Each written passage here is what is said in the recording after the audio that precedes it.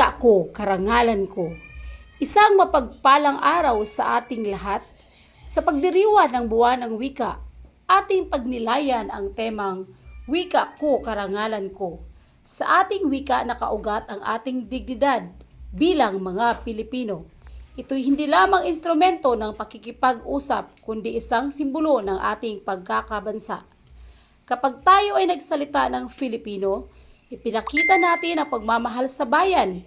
Ang bawat katagang sinambit natin ay bahagi ng kasaysayang pinagdaanan ng ating lahi. Ito ang wika ng ating mga magulang, guro at bayani. Hindi natin dapat ikahiya ang ating wika. Sa halip, ito'y dapat ipagmalaki sa buong mundo. Gamitin ito sa mga sulatin, sa sining, sa agham at sa teknolohiya. Ipakita natin kaya ng wikang Filipino na makipagsabayan sa anumang larangan.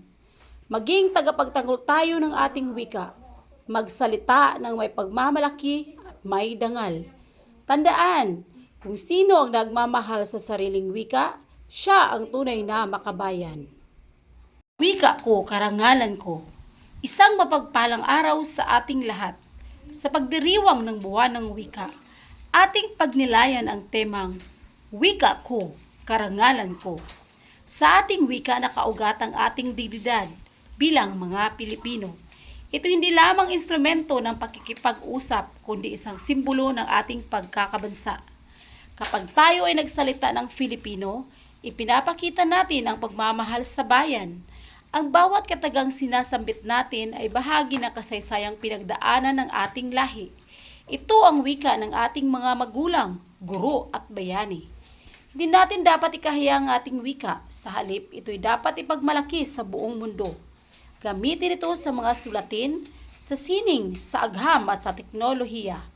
Ipakita natin na kaya ng wikang Filipino na makipagsabayan sa anumang larangan. Maging tagapagtanggol tayo ng ating wika. Magsalita ng may pagmamalaki at may dangal. Tandaan, kung sino ang nagmamahal sa sariling wika, siya ang tunay na makabayan. Wika ko, karangalan ko. Isang mapagpalang araw sa ating lahat sa pagdiriwang ng buwan ng wika. Ating pagnilayan ng temang Wika ko, karangalan ko.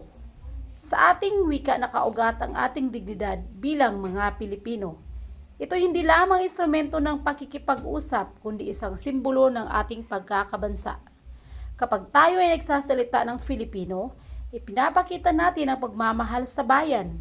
Ang bawat katagang sinasambit natin ay bahagi ng kasaysayang pinagdaanan ng ating lahi. Ito ay wika ng ating mga magulang, guro at bayani. Hindi natin dapat ikahiya ang ating wika. Sa halip, ito'y dapat ipagmalaki sa buong mundo. Gamitin ito sa mga sulatin, sa sining, sa agham at sa teknolohiya. Ipakita natin kaya ng wikang Filipino na makipagsabayan sa anumang larangan. Maging tagapagtanggol tayo ng ating wika. Magsalita ng may pagmamahal at may dangal. Tandaan, kung sino ang nagmamahal sa sariling wika, siya ang tunay na makabayan.